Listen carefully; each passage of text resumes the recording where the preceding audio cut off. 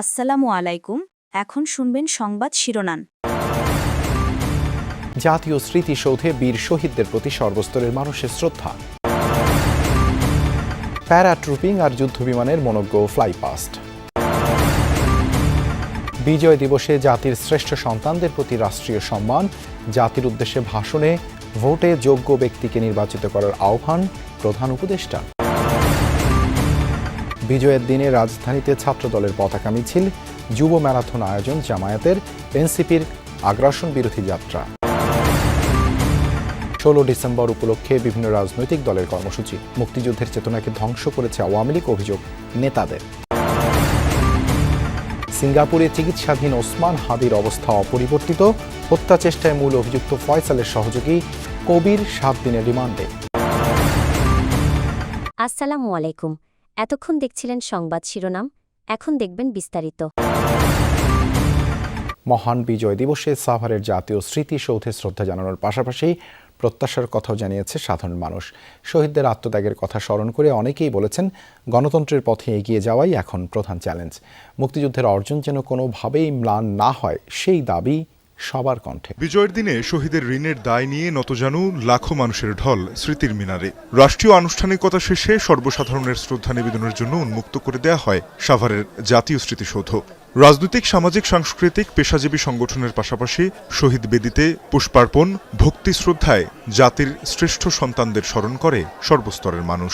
9 মাস যুদ্ধের পরে আমরা চূড়ান্ত স্বাধীনতা লাভ করি এই দিনে, অবশ্যই খুবই ভালো লাগছে। বাংলাদেশের জন্য উন্নয়নটা আরো ভালো হয়, আর সামনে যেন আগানো সম্ভব হয়। স্মরণ করছি সেই শহীদদেরকে যারা নিজেদেরকে উৎসর্গ করে আমাদেরকে বিজয় দিবস উপহার দিয়েছেন। বিজয়ের ব্যাপারটা উপলব্ধি করছি, সত্যি ভালো লাগছে। নতুন প্রজন্মের কাছে মুক্তিযোদ্ধাদের বীরত্বগাথা তুলে ধরতেই দিনটির বিশেষত্ব বলছেন অভিভাবকরা। 71 প্রশ্নে আপোষহীন তরুণরাও জানালেন সকল তর্ক বিতর্কের ঊর্ধ্বে 9 মাসের রক্তক্ষয়ী সংগ্রাম। স্বাধীনতার কথাবার্তা নিয়ে অনেক দ্বিমুখী কথাবার্তা হচ্ছে, অনেক কন্ট্রোভার্সিয়াল কথাবার্তা হচ্ছে, কিন্তু সেটাকে আমরা এড়িয়ে গিয়ে যে স্বাধীনতার যে স্পৃহা, যে স্পিরিট, সেটা আমাদের তরুণ প্রজন্মের মধ্যে ধরে রাখাই এখন সবচেয়ে বড় ব্যাপার বলে আমি মনে করি। বাংলার আকাশে উড়ল লাল সবুজের পতাকা।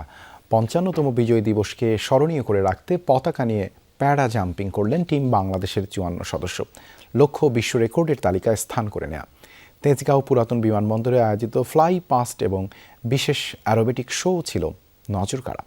জাতিসংঘ মিশনের শহীদ 6 শান্তিরক্ষী এবং দুর্বৃত্তের হামলায় শিকার ওসমান হাদিকেও স্মরণ করা হয়। 55 বছরে 56,000 বর্গমাইলের বাংলাদেশ লাল সবুজ পতাকাকে সুউচ্চে উড়াতে আর বিজয় দিবসকে রাঙাতেই ছিল দুঃসাহসিক প্যারা জাম্পিং।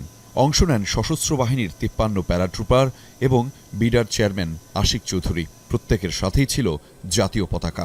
লক্ষ্য সর্বোচ্চ সংখ্যক পতাকাসহ প্যারাজাম্পিং হিসেবে গিনিস বুক অব ওয়ার্ল্ড রেকর্ডসে জায়গা করে নেয়া। দুর্বৃত্তদের হামলার শিকার ইনকিলাব মঞ্চের মুখপাত্র ওসমান হাদির ছবি সম্বলিত হেলমেট পরে ডাইভ দেন বিডার চেয়ারম্যান ও টিম বাংলাদেশের সদস্য আশিক চৌধুরী।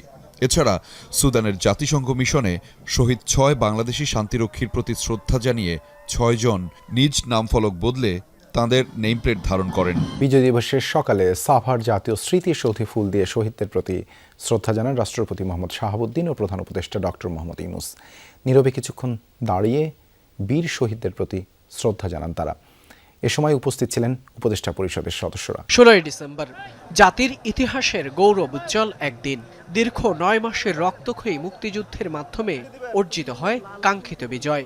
30 লাখ শহীদ, 2 লাখ মা বোনের সম্ভ্রমের বিনিময়ে জন্ম স্বাধীন বাংলাদেশের। সূর্যোদয়ের সাথে সাথে 31 বার তোপধ্বনির মধ্য দিয়ে স্বাধীনতা যুদ্ধের বীর শহীদদের প্রতি গান স্যালুট প্রদর্শন করা হয়। শুরু হয় বিজয় দিবসের রাষ্ট্রীয় আনুষ্ঠানিকতা। এরপর সকাল 6:33 সাভার জাতীয় স্মৃতিসৌধে রাষ্ট্রপতি মোহাম্মদ শাহাবুদ্দিন পুষ্পস্তবক অর্পণ করে শহীদদের প্রতি শ্রদ্ধা জানান। নীরবে দাঁড়িয়ে থাকেন কিছুক্ষণ।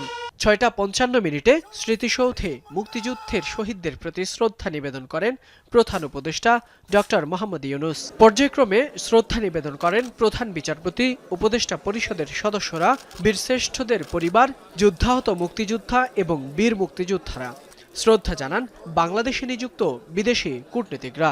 বিজয় দিবসে রাজধানীতে শোভাযাত্রা করেছে জাতীয়তাবাদী ছাত্রদল। বিপুল সংখ্যক নেতা কর্মীর অংশগ্রহণে বিজয়নগর থেকে শুরু হয়ে শাহবাগে গিয়ে শেষ হয় শোভাযাত্রা। ছাত্রদল নেতারা বলেন, জনগণের সরকার প্রতিষ্ঠিত হলে বিভিন্ন শিক্ষা প্রতিষ্ঠানে পরাজিত শক্তির পৃষ্ঠপোষকদের প্রতিহত করা হবে। এর আগে জিয়ার সমাধিতে গিয়ে বিএনপি মহাসচিব মির্জা ফখরুল ইসলাম আলমগীর বলেন, স্বাধীনতা বিরোধী শক্তি দেশে গণতন্ত্র ধ্বংসের চেষ্টা করছে। তারেক রহমান দেশে ফিরে গণতান্ত্রিক আন্দোলন বেগবান করবেন বলেও মন্তব্য করেন তিনি। বাঙালির চির গৌরব আর আত্মমর্যাদার দিনটি উদযাপনে ছাত্রদলের এই শোভাযাত্রা। রাজধানীর বিজয়নগর থেকে বের হওয়া র্যালিতে স্লোগানে স্মরণ করা হয় স্বাধীনতার বীর সেনাদের। ছিল বিএনপির প্রতিষ্ঠাতা জিয়াউর রহমানের ৭১-এর ভূমিকা স্মরণ, যার ডাকে মুক্তিযুদ্ধে ঝাঁপিয়ে পড়ার অনুপ্রেরণা পায় মুক্তিকামী জনতা। পাশাপাশি প্রতিবাদী স্লোগান ছিল ৭১-এর অপশক্তির বিরুদ্ধে। শোভাযাত্রায় ঢাকা মহানগরীর ৪ ইউনিটের কর্মী সমর্থকরা অংশ নেন। এর আগে সংক্ষিপ্ত সমাবেশে নেতারা স্বাধীনতা বিরোধী শক্তির আস্ফালন রুখে দেওয়ার হুঁশিয়ারি দেন। বলেন, এদেশে ভারত কিংবা পাকিস্তানপন্থীদের কোনো স্থান হবে না। ফ্যাসিবাদকে হটিয়ে মহান মুক্তিযুদ্ধের জন আকাঙ্ক্ষা পূরণের সুযোগ তৈরি করেছে ২৪-এর গণ অভ্যুত্থান, যার বাস্তবায়ন ঘটবে পরবর্তী জাতীয় সংসদ নির্বাচনে। ৫৫তম বিজয় দিবস উপলক্ষে সাভার জাতীয় স্মৃতিসৌধে মুক্তিযুদ্ধের শহীদদের প্রতি শ্রদ্ধা জানানো শেষে এসব কথা বলেন বিভিন্ন রাজনৈতিক দলের নেতারা। তাদের অভিযোগ, নির্বাচন বানচালের ষড়যন্ত্রে লিপ্ত ২৪-এর পরাজিত শক্তি, আর মুক্তিযুদ্ধকে বিতর্কিত করার অপচেষ্টায় মেতেছে ৭১ বিরোধীরা।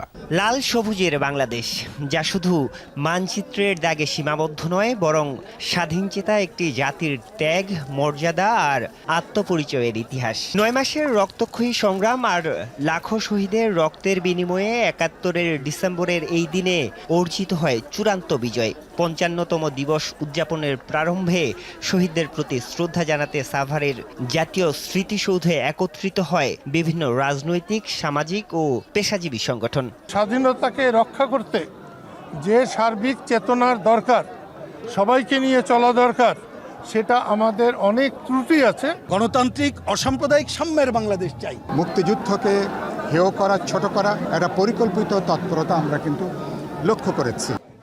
স্বাধীন ভূখণ্ড পেলেও বিগত ৫৪ বছরে নানা উত্থান পতন দেখেছে বাংলাদেশ। বিচ্যুত হয়েছে গণতান্ত্রিক ধারা, ঘটেছে একাধিক গণ অভ্যুত্থান। রাজনীতিবিদরা বলছেন, ৭১-এ মুক্তি এলেও পূরণ হয়নি জন আকাঙ্ক্ষা। যে আওয়ামী লীগের বিরুদ্ধে কার্যকর ব্যবস্থা গ্রহণ করতে না পারার কারণে এই যে আওয়ামী লীগের দুর্বৃত্তরা, তারা কিন্তু আজকে গুপ্ত হত্যা শুরু করেছে। ২৪ উত্তরকালে আমরা যখন বিজয় দিবস করছি, তখন আমাদের শহীদের রক্তের ঋণ আমাদের বহন করতে হবে। ইনকিলাব মঞ্চের মুখপাত্র ওসমান হাদি হত্যা চেষ্টা ঘটনার মূল অভিযুক্ত ফয়সালের ঘনিষ্ঠ সহযোগী কবিরকে ৭ দিনের রিমান্ড দিয়েছেন আদালত। এর আগে কবিরকে নারায়ণগঞ্জ থেকে গ্রেপ্তার করে র্যাব। বিবৃতিতে র্যাব জানায়, সোমবার ভোরে তাকে ফতুল্লার পাগলা থেকে গ্রেপ্তার করা হয়। র্যাবের তথ্যমতে গ্রেপ্তার হওয়া কবির হত্যা চেষ্টার মূল অভিযুক্ত ফয়সাল করিমের অন্যতম সহযোগী। বিভিন্ন গণমাধ্যমে প্রচারিত সিসিটিভি ফুটেজে গত ৪ ডিসেম্বর তাকে একাধিকবার ইনকিলাব কালচারাল সেন্টারে প্রবেশ করতে দেখা যায়। তাকে ডিবি পুলিশের কাছে হস্তান্তর করা হয়েছে। এদিকে কুমিল্লা থেকে শীর্ষ সন্ত্রাসী সুব্রত বাহিনীর মেয়ে সিনথিয়াকে কুমিল্লার কেন্দ্রীয় কারাগারের সামনে থেকে আটক করেছে র্যাব। পরে তাকে ঢাকার গোয়েন্দা পুলিশের কাছে হস্তান্তর করা হয়।